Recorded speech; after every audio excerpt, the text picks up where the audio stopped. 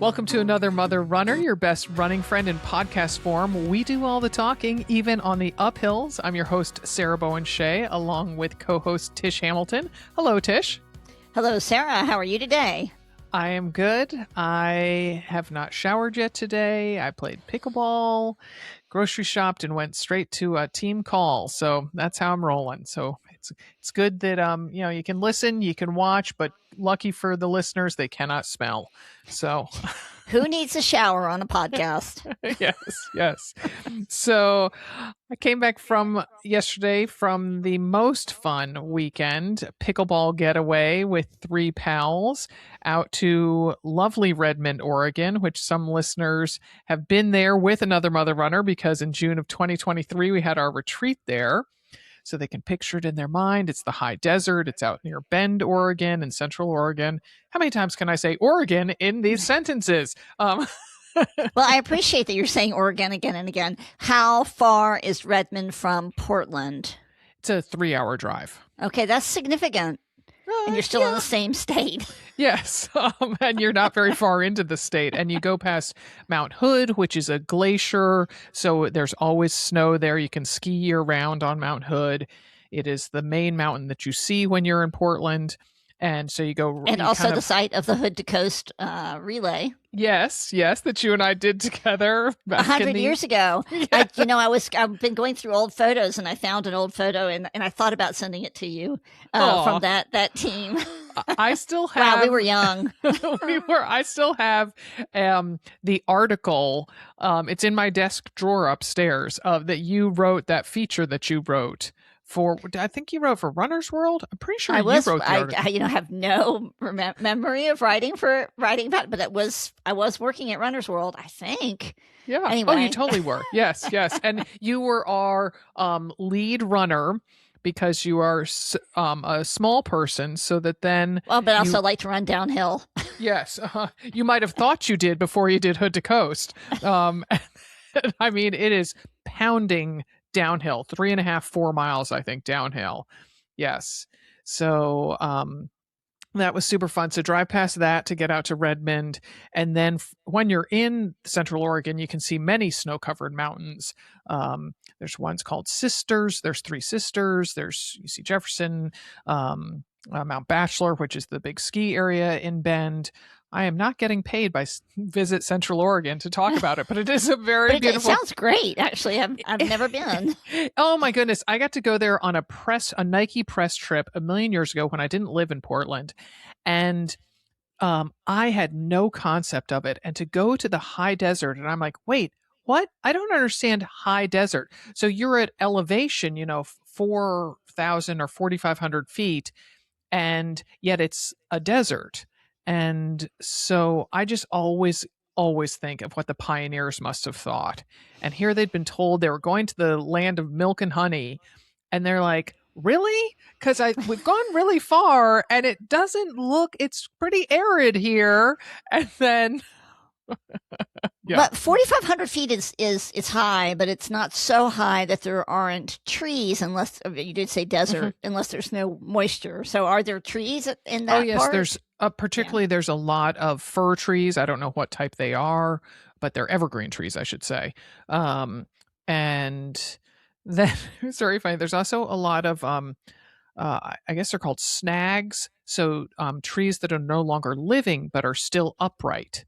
And so they almost look like sculpture because they're just very interesting shapes. They have no greenery on them. They're very dramatic. And yeah, they can be a little eerie, actually. Most definitely. Yes. So it's a little creepy. These trees are going to come to life and come get you.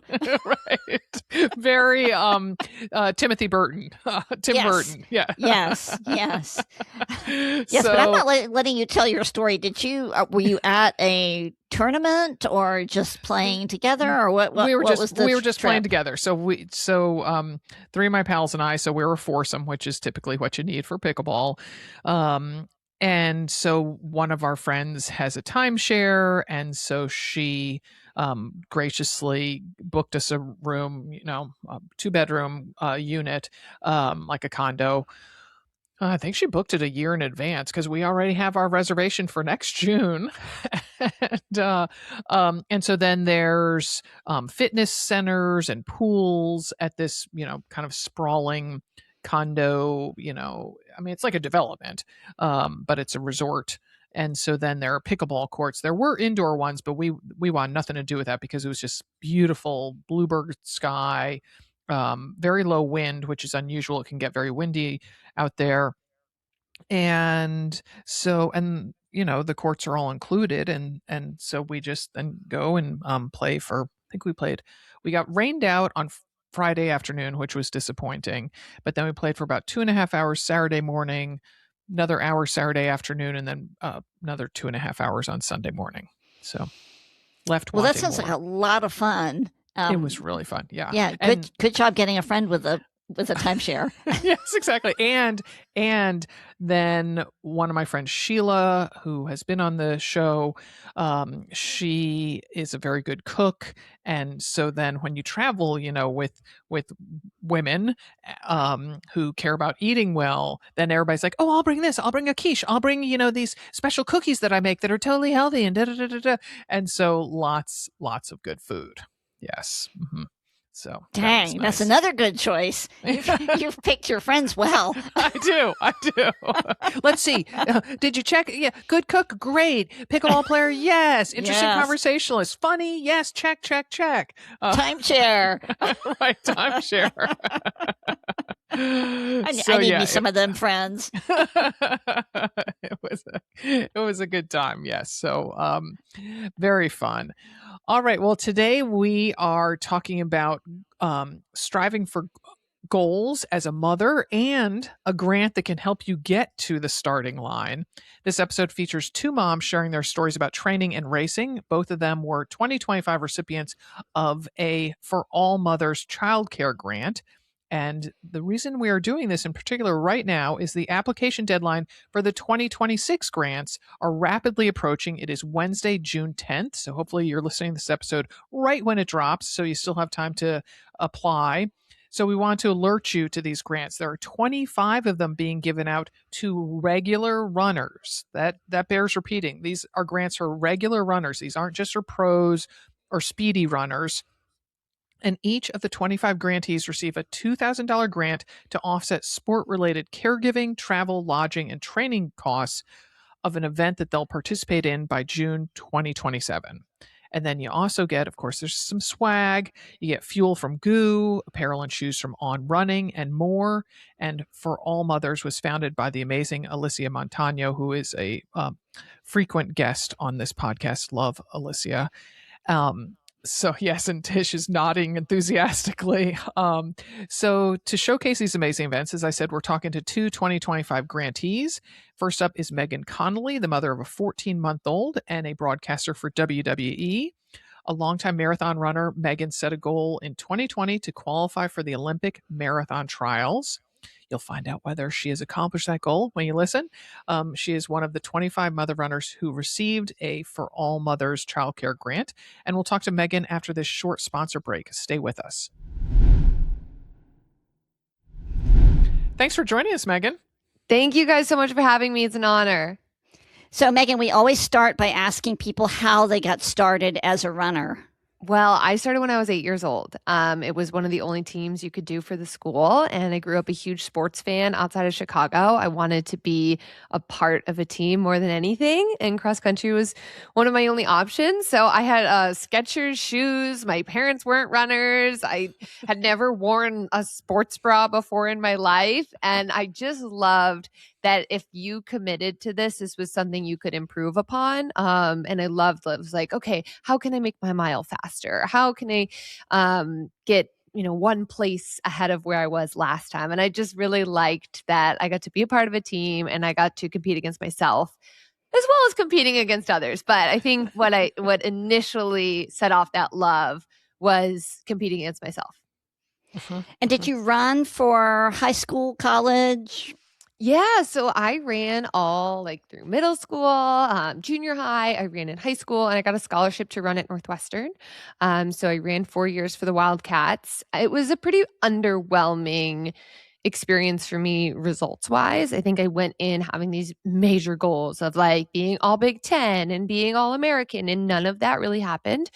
So I got a great education and I loved my time at Northwestern, but I always left feeling like I had some unfinished business as it related to running. Mm, mm.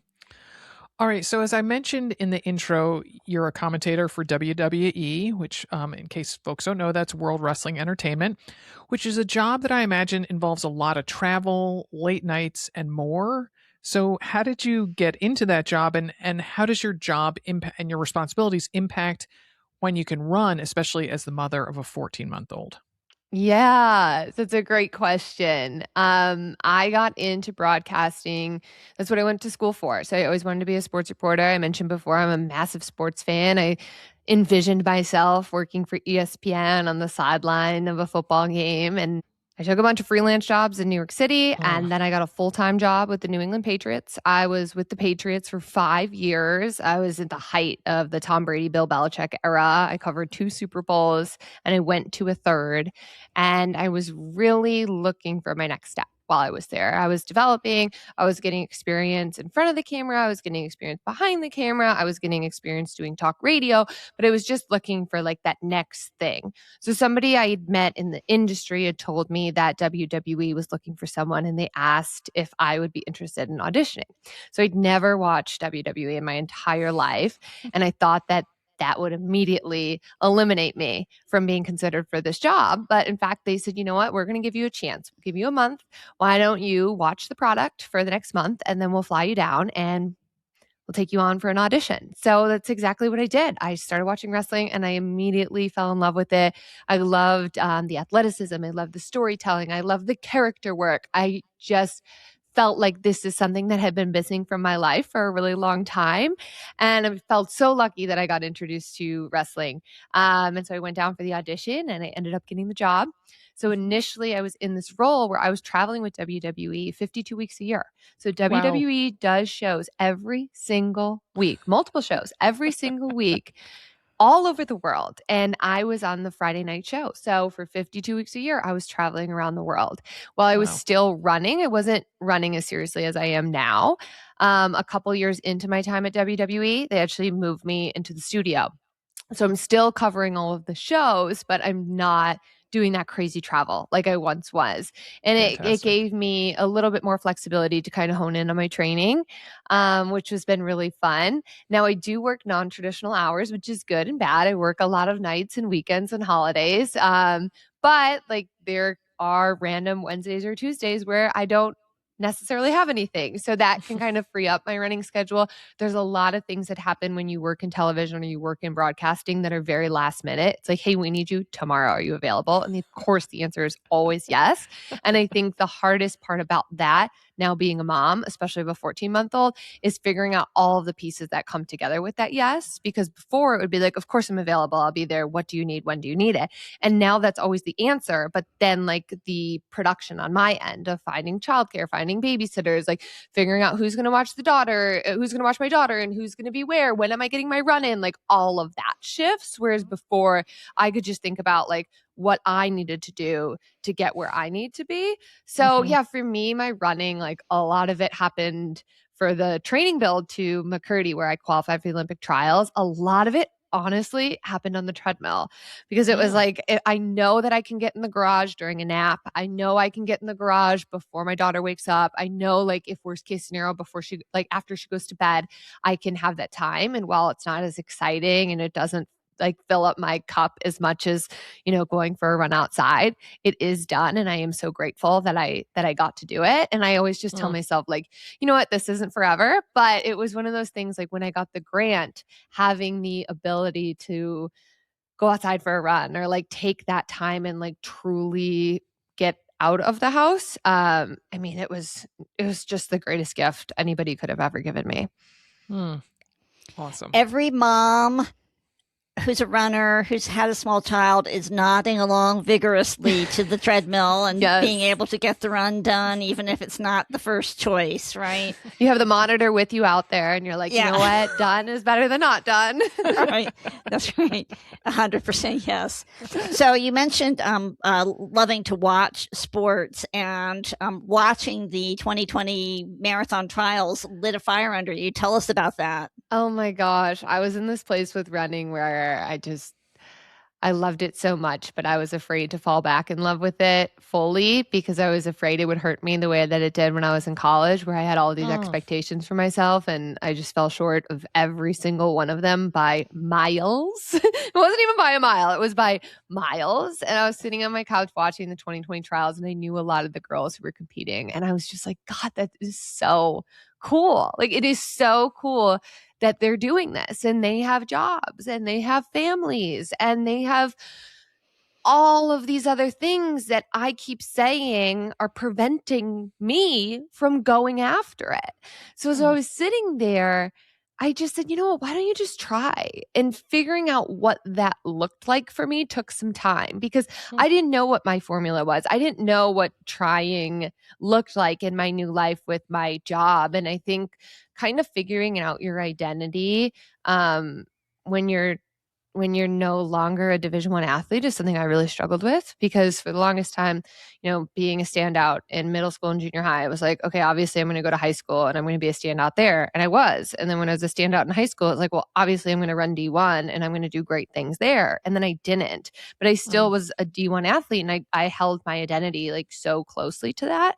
So then when it was over, it was like, well, what am I now? Like I have this job and I still loved running, but I couldn't really put my finger on how I wanted running to look for me, especially as I was chasing other goals. And the 2020 trials just like gave me direction. It gave me ambition. It gave me hope, and it gave me people to look up to. I mean, one of the things I always go back to is like Billie Jean King said, like, we need to see to be. And that was my see to be moment, was watching the 2020 trials.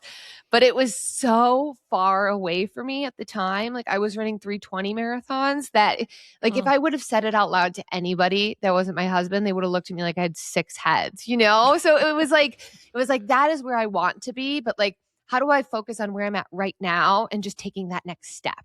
Because if I was like, I want to do it tomorrow, I was setting myself up for failure. But if I like had this long destination and then I just focused on each day, figuring out a way I could get closer to the next thing and figuring out those process goals, that's what ultimately got me there. Fantastic. So, and did you have any concerns about getting pregnant and having a baby and how that might derail your pursuit? Yeah, it's so funny you asked that because I finally got to a place with running where I just ran a 2:45 marathon. I had a new coach and I had like completely fallen back in love. And it was the first time that this dream of qualifying for the Olympic trials seemed like it was coming into focus. Like this was going to happen. This was going to happen in the next cycle. I knew that pursuing it for 2024, I wasn't going to be there yet. But 2028 was like, that's going to be my time. 2028 is going to be my time. I was nervous they were going to lower the standard to 235, but I was like, I think I can still do 235. That was not stressing me out. And to be honest with you, I've always wanted to be a mom, but it really wasn't on my radar for the timing that it ended up happening. So I remember when those 2 pink lines popped up, one of the first thoughts that crossed my mind was, oh my gosh, I'm not going to be able to qualify for the trials. Like, how am I'm not going to be able to do it. Like this just threw a whole wrench into my entire plan. And now it's funny to even think back to that because like whether I did it or not is almost insignificant because I have this amazing daughter that I love, and I've become a mother, which is like means so much more to me than qualifying for the trials ever will. But at the same time, that goal was so important to me. And I think that's the hardest thing about becoming a mom is you learn that the word and is really important. And you learn that 2 things can be true at the same time. I can be so excited to be bringing life into the world and to be becoming a mom, but I can also be a little bit sad that like my goals had to be put on pause just for the time being. So like I had to really learn that both of those feelings, not only are they true, but I have to give them both attention. And I can't like brush them off because I felt guilty. Like I really did feel guilty being like, how can I possibly be sad or upset or bummed about being pregnant when it's the greatest thing that, people try for years sometimes to get pregnant. Like people hope and pray for this to happen, and this just happened to me. Like, how can I have any negative feeling towards this? But then learning like all of those are valid and like they're all very real for a lot of people. And I think it is a layered situation, and it only continues like when you become a mom, right? Like when they're here, it's like, oh, I have these career goals and I want to go to work, but I also feel guilty for leaving my daughter. Like I have this big 23-mile long run that like I really need to do outside, but like there is part of me walking out the door that like has this pit in my stomach. And so just figuring out a way to like live with all of those feelings. I don't know if you guys have any tips. I'm still trying my best, but it's hard. It is hard. It is hard. And it's another identity shift, right? Yes. You talked about leaving college and with the identity shift, and now this is a huge identity shift, right? Major. Everything. Yeah. Everything changes. Yes, 100%, 100%. Everything changes, and your body changes. Yeah, it does.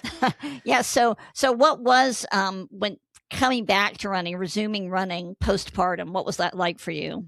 I had a really smooth experience, and I felt very lucky to have a support system around me to make sure that we did things on a timeline that worked for me, my baby, my family, and my body. I have some great mentors and people that I look up to where I knew like if I can do this healthy, this can definitely happen. I remember I volunteered at the McCurdy Micro mini marathon where McKenna Myler qualified for the Olympic trials, like just 5 or 6 months postpartum. And then she went on to finish in the top 10 at the Olympic trials. So I knew like if this is something that can happen, I've seen it done before. And again, we need to see to be, and I've seen. So I know that I can be. So immediately after I had a very smooth pregnancy, I was able to run quite a bit throughout. I did have some bumps like everybody does, literally and figuratively. But I did have to take about 6 weeks off around like 21 weeks. But then I was able to come back and I was induced, and I actually ran 30 minutes the day I got induced. So, so I was happy. I just went on the treadmill. I was like, I'm going to set it at 10-30 miles and I'm just going to run for 30 minutes and see how this goes. And then after having the baby, it was so interesting because I've been injured before, and it's daunting, right? You have to think about taking 6 to 12 weeks off and then a return to run program, which typically includes like walking and running. And I've always found myself like getting antsy to like be out there running. And for the first time, I mean, I think it was 6 weeks postpartum, and I didn't have this like urge to run anymore because I felt like I was needed elsewhere. I mean, my daughter needed me. And eventually I was like, this is going to come back. And I knew I wanted to run, but I wasn't getting antsy like I previously was when I was injured. But we definitely took things slow. My coach worked with me, and I saw a pelvic floor therapist. I was somebody who thought, maybe I don't need to do the walk run program. I've been running since I was 8 years old. I think I'll be fine. And I was humbled. You definitely do need to do a walk run program. A lot has shifted, a lot has moved in your body. And so I think being humbled early on was something I needed. And walk run is actually quite lovely. It's a great way to get back into things. I didn't have any races on my calendar that I was targeting. One thing that was a little sad to me, I delivered in March, and I love nothing more than a holiday local road race. And I was really hoping to be able to race the 4th of July road race. I wasn't quite ready to race it myself, but I did jump in and like pace one of my friends, which was really fun to do and like a way to be a part of it where you're taking, the pressure off yourself. And I think like by September was when I was actually really ready to race. And I raced the New Haven 20K road championships. And it was such a fun one because I just was like, I'm going to go out the first 2 miles and have no pressure. And then I'm just going to break it down and see how it goes. And I remember like, I don't think I got passed once in that race. I was just passing people. Wow. And I just felt that like mom strength and, you never know how it's all going to come together. And so I was really grateful on that day that I was patient and I didn't rush things because nothing feels better than passing people during a race, and there's no better feeling than not only feeling fit but like healthy as well, and I had both of those. Well, thank you for sharing about being humbled and being candid about it, because I think it's so important that people are realistic about what's I mean, entailed. I like I said, I delivered in March, and I really wasn't ready to. I think I just started doing workouts at like the end of August. So it was quite a road back, and just being patient in it. But, I knew I wanted to qualify for the trials. And if I'm being honest, like I was already circling races. I was like, I want to run Indy. No, I want to run Houston. No, I want to run this one. And I was like, why don't we just let your body dictate what you're ready for? And it can be stressful, especially now. Like, the running boom is alive and well. So getting into these races is much more difficult than it once was. I mean, I remember the days you could show up day of and like sign up or weekend of. It's like no longer that way. So I think for a lot of women who are coming back postpartum, like that can be a real struggle. It's like figuring out what race to do and putting pressure on yourself. And so that's one thing that I wish would change a little bit. And I also think it's tough to like, now after qualifying for the trials, I've been trying to get into some bigger races. And a lot of race directors will be like, well, what's your 10K time? And I'm like, the last 10K I ran was when I was pregnant. So it's hard too to like get those times to get into the elite fields when you're an athlete and building your family. Wow. So what prompted you to apply for the For All Mothers grant?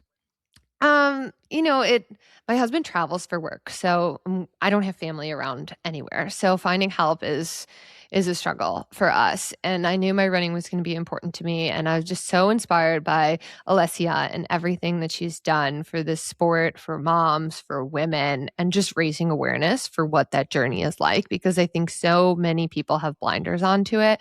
So when I saw the grant, I was like, I know I want to qualify for the trials. I know I'm going to need help to do it. And I think it's hard as moms to swallow your pride and ask for help, especially at the beginning when you really want to do it all. So this grant, it kind of gave me the permission to continue pursuing. And I needed that permission, and to get it from somebody like Alessia, I mean, it like brings tears to my eyes. I'm like, I can't believe that. Like, she's the one who decided to do this. And really, when you think about it, it's a relatively speaking, it's a small amount of money that makes a massive difference in people's lives. I mean, there were weeks where my husband was gone for 6 days, and because of the childcare grant, like that was the only time I got for myself, right? Because I didn't have to worry about who like paying for the childcare. I didn't have to worry about the burden of going out to find that, because I think it is a struggle for a lot of people. And while you're juggling all of this new, running was like my anchor and kept me grounded. And the grant opened so many doors for me because of that. And sometimes like what's one of the nice things about running is like I can put my daughter in the jogger and it's fine. But sometimes you just need an hour for yourself, right? And that hour, I do come back a better mom. And I saw that firsthand through this grant.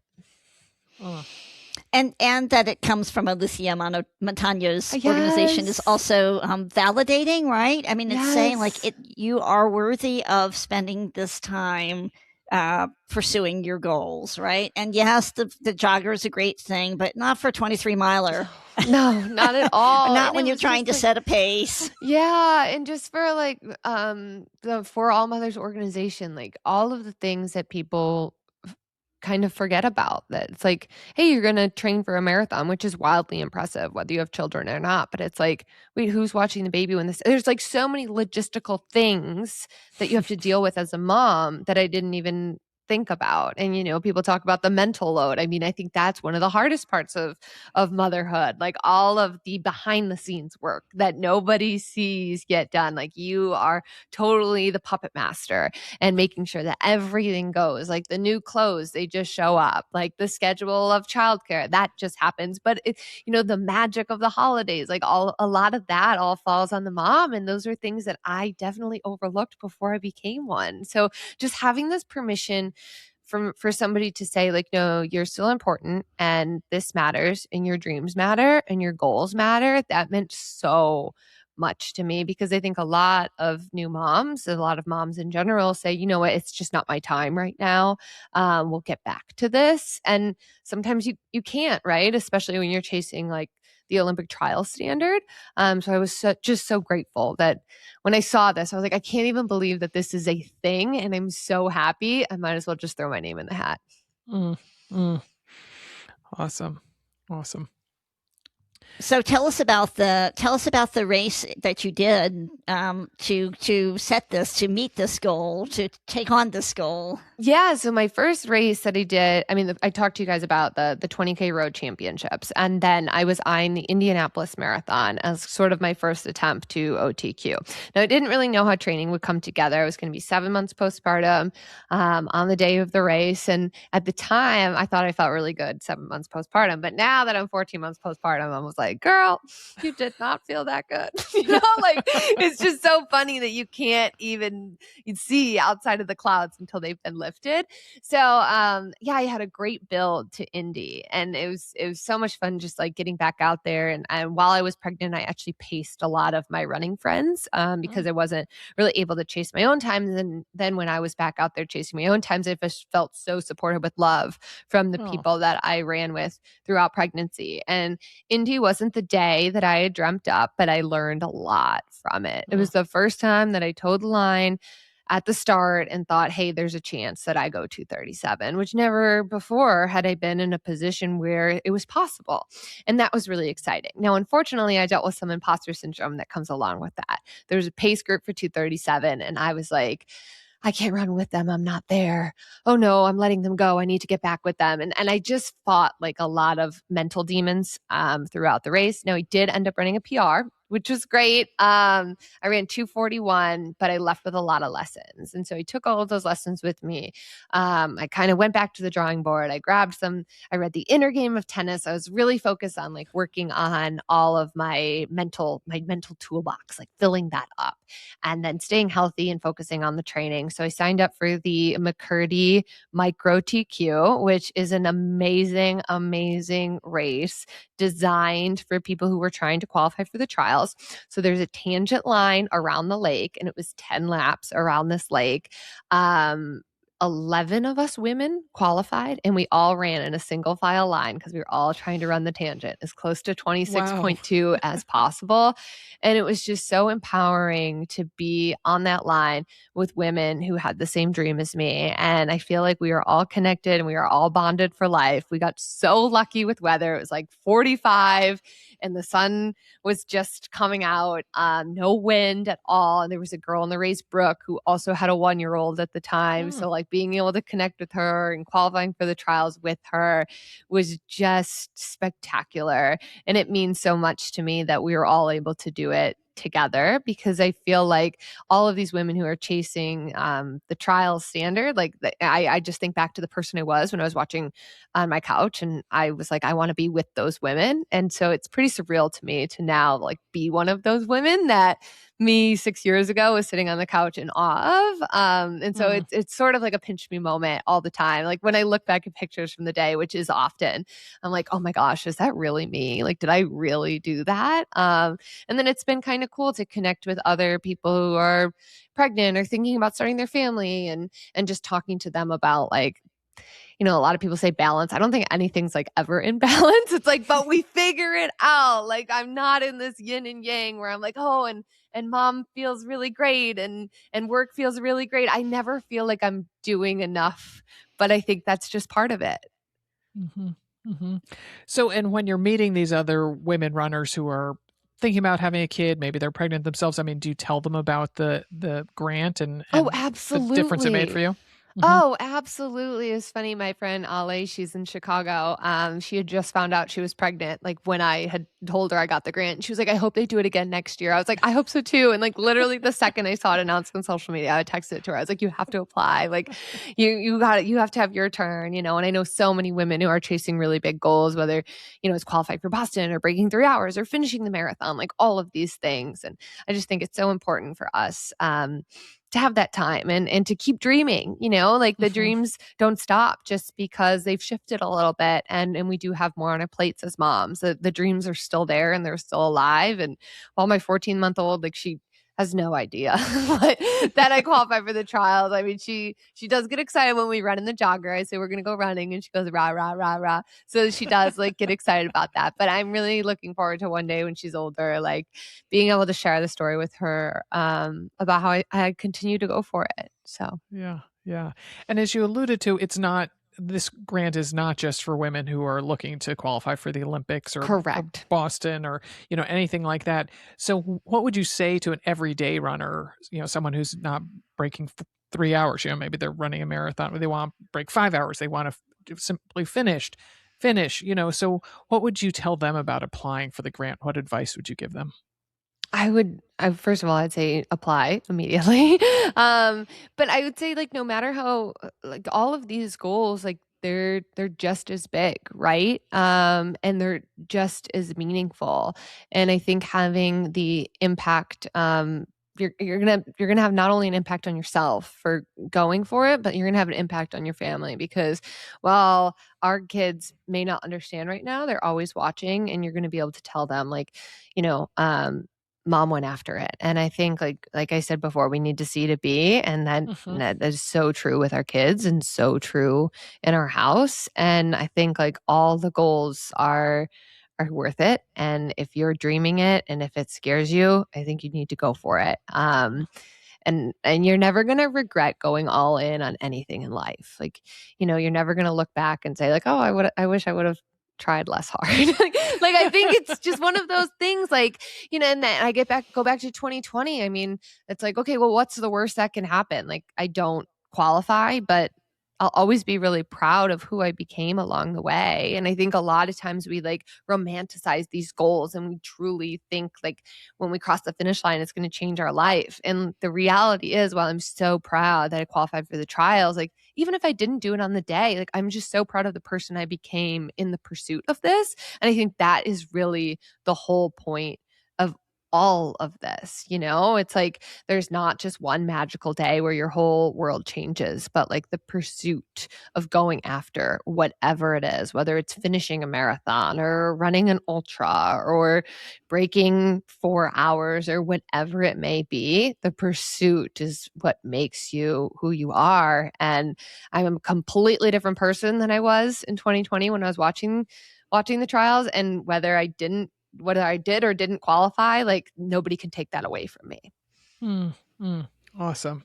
Well, congratulations, Megan. And thank you so much for talking with us. This has been great. Thank you guys. All right, time for another quick break. Tish has to hop. So when I return, I'll chat with another 2025 grant winner. Our next guest is Jamia Pugh, a journalist turned entrepreneur based in Coatesville, Pennsylvania, who also works part-time at a church. Jamia is the mom of a preschooler. And thanks in part to the support she received from the For All Mothers grant, Jamia completed her first marathon last November. And she had an amazing finish line experience that we'll share toward the end of the conversation. I'm so glad you could join us. Thank you so much for having me. I'm happy to be here. Great. So we always start with asking a guest about their athletic and running background. So fill us in. Ha ha ha. I love that question because I was not a runner at all until the recent years. I think my running journey dates back to COVID, right? When we were all trying to figure out a hobby and keep ourselves busy in all of the quiet and the isolation that we were experiencing. I credit my older sister, Jasmine, for helping jumpstart this fitness and running journey. She was a track runner all of her life. While growing up, I was the unhealthy, sort of chunky one, I like to put it, and I didn't really prioritize my health and well-being in that way. So yeah, one day during COVID, we were both home at mom's house here in Pennsylvania. And she was used to getting up running. And one day she somehow persuaded me to get up out the bed and run with her.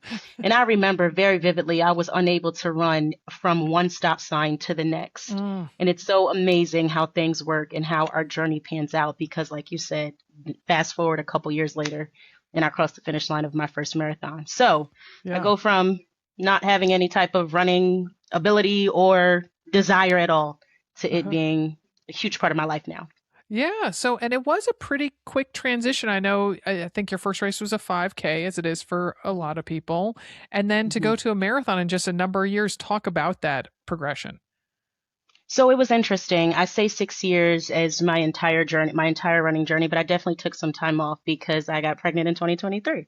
Hmm. So I started this journey, fell in love with it, and then here comes baby boy, which obviously biggest blessing in my life, but I had to take a step back, or at least I thought I had to. I didn't realize at the time that I could continue running and, Uh huh. Uh huh.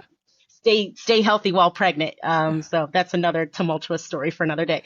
But yeah, it took some time off and then restarted my journey. I want to say in 2024. Yeah, that's when sort of the um season of transition in my life happened for me, right? A lot of things changed, grew deeper in my faith, and complete 360 as it relates to who I was and how I was showing up in the world. Uh-huh. So that's how I got back running. And yes, I just started getting up running really for therapy, to be honest, and to sustain a healthy mental Hmm. and running truly was and still is therapy for me. So got back up out there and I was like, hold on, wait, I'm actually kind of good at this, right? I'm running just because I enjoy it, but I love this. I'm passionate about it, and I'm kind of good, whatever being good at it means. I was able to run long, right? I Uh-huh. Uh-huh. realized that about myself. I had the endurance.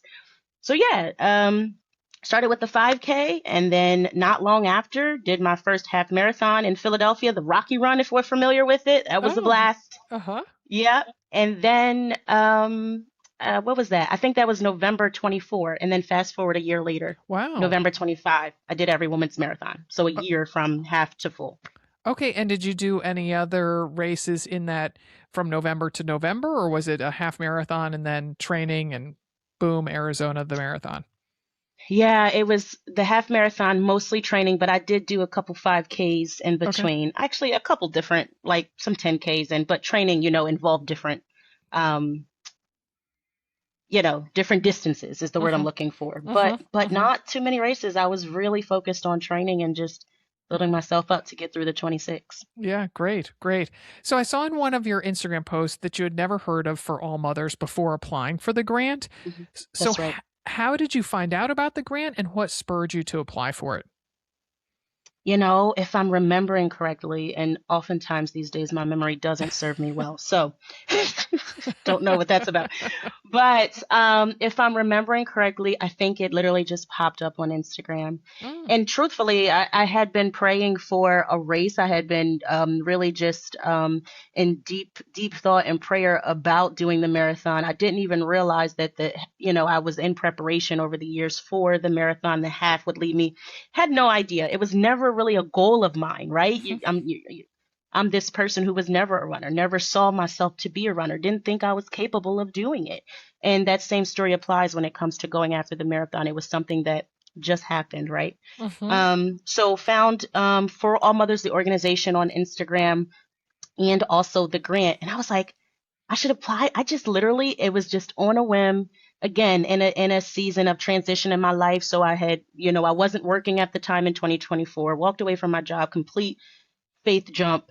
So I was really just trying to figure out my way. And this is where the running as therapy truly came in for me, right? So honestly, sitting at Wegmans one day and I applied for the grant, had no idea that I didn't think I don't ever win anything in life, right? So, and that's okay.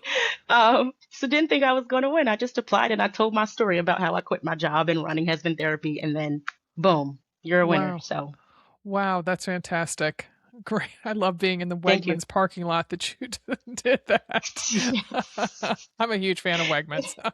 I love Wegmans. I love Wegmans. I mean, during that season, I kind of will pull up and park wherever just to take a deep breath and get some fresh air. So Wegmans, Whole Foods, the YMCA, all of those places are near and dear to my heart. Excellent. Um, so, and at that time, you were a single mother, is that right?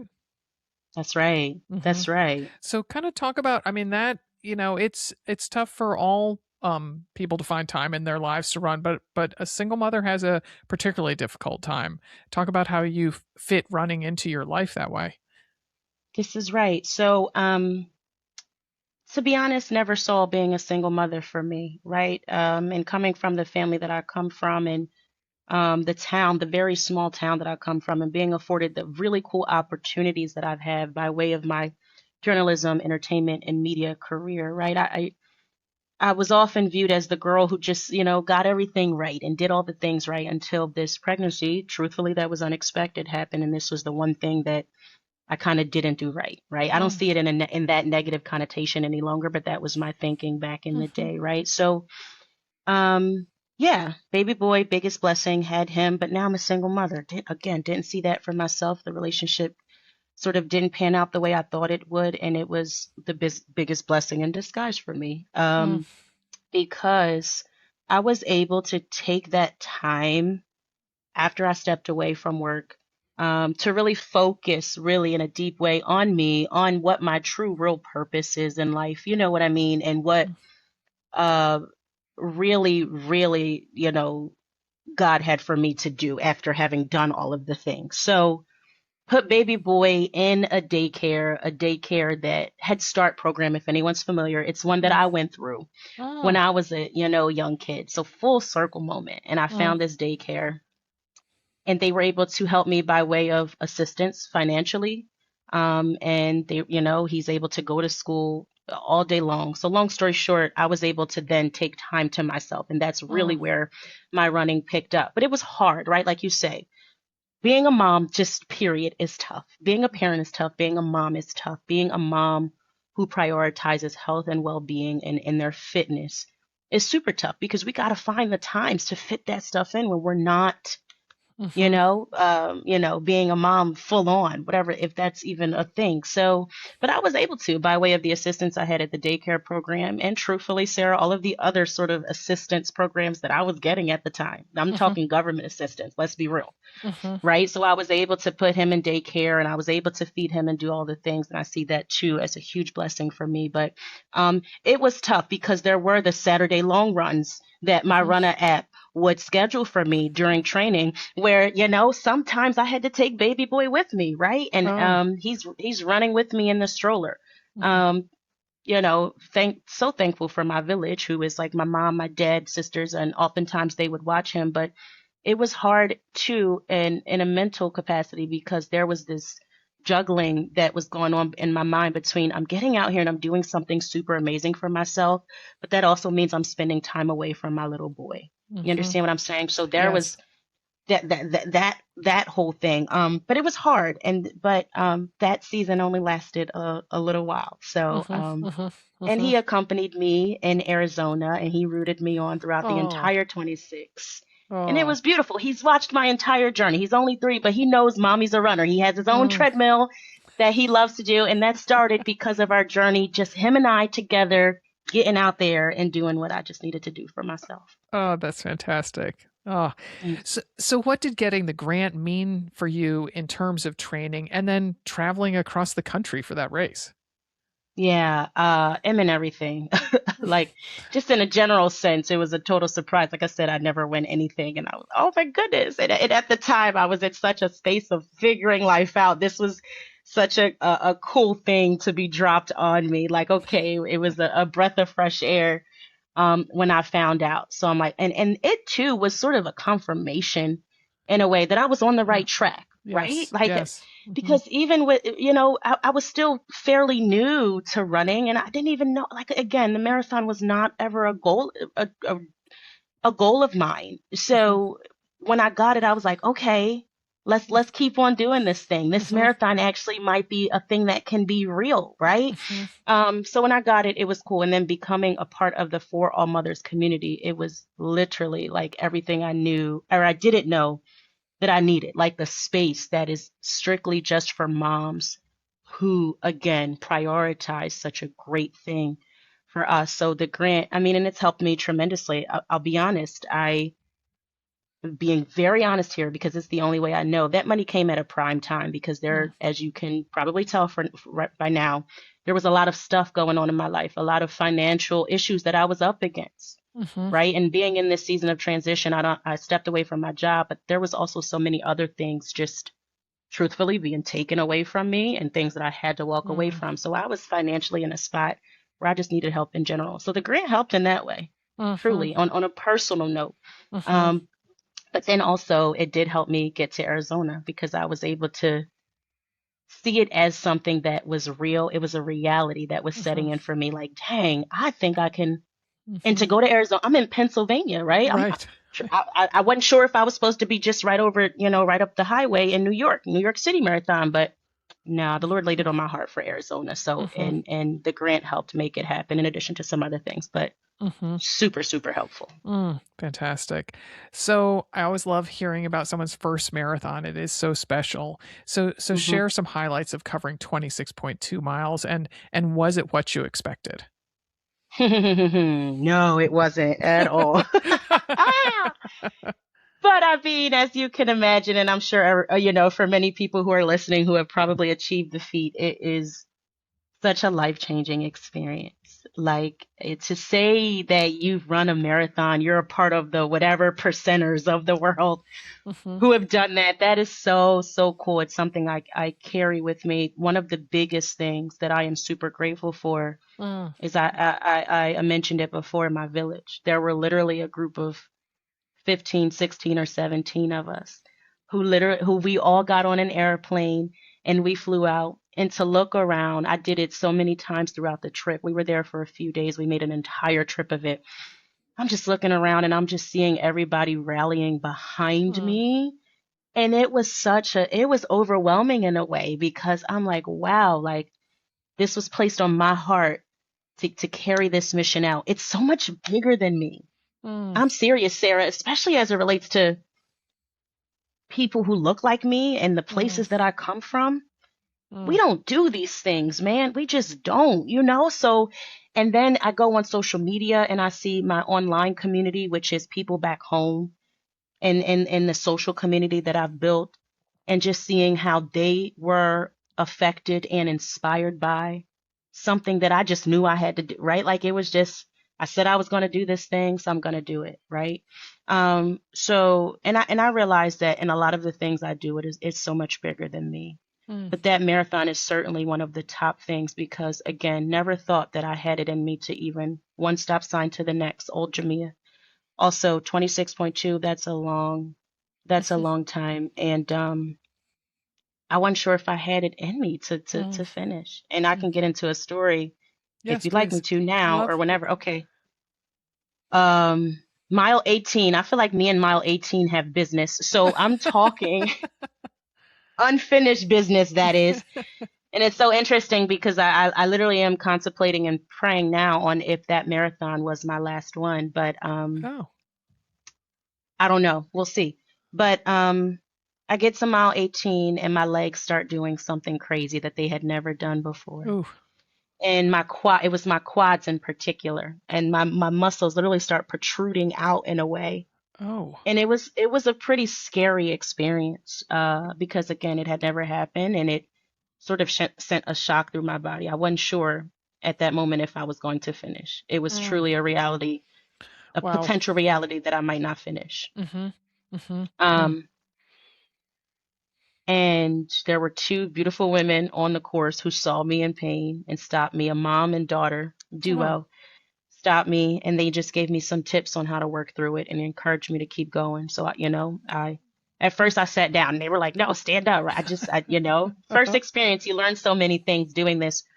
But sat down, they told me to stand up and I walked it off. And over time, as I'm continuing to walk it out, the rest of mile 18, it got better. It got better. But from that point on, throughout the rest of the race, it didn't look like the way that I thought it would. I had to walk a lot more than I had expected to, right? I trained to run the full 26. That's the way that I trained. Yeah, I saw a lot of your training runs. I spent a good bit of time on your Instagram account, and I mean, you were going on a pretty steady clip in a lot of your training runs. So then I was surprised. Yeah, I was like, oh, I think the wheels might have fallen off that bus at some point, and that must have been very hard emotionally as well as it sounds like it was a painful experience as well physically. Yes, it was. That threw off my mental for the rest of the race, and I really had to talk myself through. And I think, I was given the advice that after a while, when you're running a marathon, it is all up here anyway. Yes. Like you just it's a mental game anyway. And I really experienced what that meant, right? Because I Mm-hmm. had to quite literally talk myself through the rest of the miles. I needed to finish. Mm-hmm. And there was a part of me that I was certainly thinking of and wanting to prioritize my physical health and making sure that I was able to finish, and that was the Mm-hmm. right decision to make. Mm-hmm. But there was a part of me that felt okay in doing that. But Mm-hmm. with that, which is why I finished, it was how I was able to finish. With that, I had to really, really, really tell myself some positive things and remember my training, Mm-hmm. and know that, and during training, I hadn't run the 26. I don't know if anybody ever does in training. No. I'm not sure, but Mm-mm. Mm-mm. but No. I got really close. So I'm like, you know what? Oh. Let's do this. I can do this. Mm-hmm. And it was certainly a mental game after that. Mm-hmm. Well, Yeah. you mentioned that you had your whole village of people there. I mean, so no, it sounds like no one was there for mile 18, but then when did you see, your hmm sisters or whoever it was along the way? It's so funny. So, my two sisters and my niece, all three of them, they were running around and tracking me down. They were literally at mile 17. Oh. So it was right before this happened. Mm-hmm. Right before this happened, they were there to cheer me on and keep me pushing. And then this happened. So I started to think about them too, right? Like, I have to finish for the village that's at the end of Mm-hmm. the finish line, that's at the finish line waiting for me. Um, After that, after mile 18, I saw um, another woman that I had just met by way of another For All Mothers runner who I'm Okay. super close with now. Okay. So I saw her at mile 20. So she sort of egged me on and kept me going too. And then I think I saw, it might have been my husband called me towards the end of it. And then my best friend, I want to say, if I'm remembering correctly, I saw her too at like mile 22. But then really I didn't see Oh. the rest of them until the end, Oh, the wow. at the Okay. finish line. All right. Yeah. Yeah.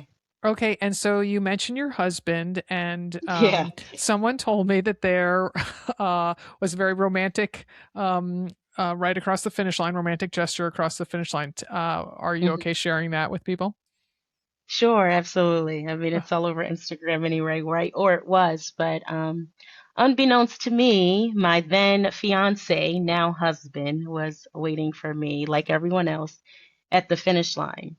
But unlike everyone else, he had a special something in his hand and he had a special something planned, right? So I go off the finish line and I'm hugging everyone and I'm trying to get myself together, get my bearings. And I go over to him. We have this handshake that we do. We do the handshake, a little smooch. Congratulations. And immediately after the handshake, he gets down on one knee and he proposes to me. wow, wow. Yeah, it was it was a lot, but I it was was about to say, so awesome. 8 miles after you had this terrible experience of mile 18, having to Yeah, really talk yourself through those 8 miles, which is not an insignificant distance, and then I right. mean, people talk about the peaks and valleys of a marathon, and I would say hmm that was pretty much the Everest of the peak, the valley to the peak. Absolutely. I mean, honestly, and we've talked about it, him and I, it was a lot. I was overwhelmed emotionally crossing the finish line for, a number of reasons. Mm-hmm. And because of how the end of the race went, I was really sort of trying to yeah, just Mm-hmm. be okay about that. Mm-hmm. Mm-hmm. Um, but I knew if I'm honest that it was coming, the proposal Mm-hmm. was coming Mm-hmm. sometime soon. I didn't know for Yes. sure when or where. Yes. So I say that to say I wasn't too super shocked with what had just happened as far as finishing the race. And, I'm like, Uh-huh. okay, this is time. And that's the decision that he made. And he knew that was special. He knew how important that moment was and my running journey has been. Uh-huh. And so I would have had it no other way. Although there was so much happening, Yeah. it was the best way to do it. Yeah, it's lovely that those two very important things in your life are intertwined now because of that. Yes, Mm-hmm. Yes. absolutely. I'll never And forget either one, right? yes, and I love seeing you're playing with your engagement ring a lot while you were giving that answer. I think it was subconscious. Did not even realize that. I probably do that a lot more than I know. um, so, what advice would you give a runner listening about applying for the grant? The deadline is just a couple days away. Um, you know, do you have any specifics, thoughts on those? I would say to anyone even thinking about applying for the grant, do it because you just never know. You never know what's in the cards for you. You never know how the plans that are for you will pan out. We just don't know. We Hmm. we can't know, right? So I am all about taking a risk and seeing how it'll end up. And in this case, it worked out for me. And I do believe that for someone else, for many other people, the grant is available to many people, which is amazing. I Hmm. believe that that can be the same story for someone else, and it can change lives in the same way that it did for me, Hmm. right? Hmm. And it's like I said, the For All Mothers space, it's such a beautiful space because I truly did feel seen, not just with the grant, but also being a part of that community when I ran, and um, and for them to be able to put aside space and time for people like me who understands what it is to be a mom who prioritizes health. So apply for the grant. Don't put too much pressure on yourselves, though. What's meant to be will be. I'm a firm believer in that. And our plans, our steps are already ordered for us. So no, not a lot of pressure is needed in these things. Mm, mm. Well, Jamia, this was delightful to talk with you. Thank you so much. Thank you. Thank you for having me. All right. Well, remember that deadline for the grant for the 2026 grants is rapidly approaching. It's Wednesday, June 10th. So, and you can find all the details on that at forallmothers.org. That's forallmothers.org. And that link will be in our show notes. And thanks for listening. This podcast is a production of Another Mother Runner and Feisty Media. For more on Feisty and our other podcasts, events, workshops, and Feisty Fest this September, I just came out of a meeting talking about all the events. It's really shaping up to be a great one. Go to feisty.co. That's feisty.co.